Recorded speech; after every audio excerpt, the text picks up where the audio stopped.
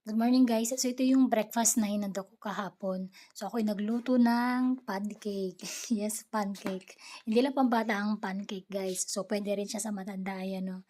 Tapos nagprito din ako ng saging. So luto na yung or hinog na yung saging tapos pinrito ko siya sa kunting mantika para mas lumabas yung kanyang tamis at mas masarap siya.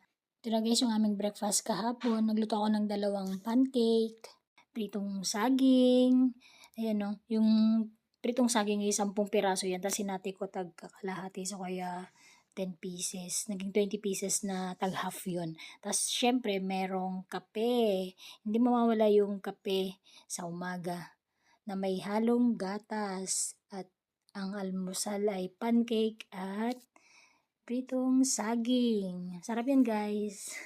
Kain tayo. Salamat sa panonood. Bye!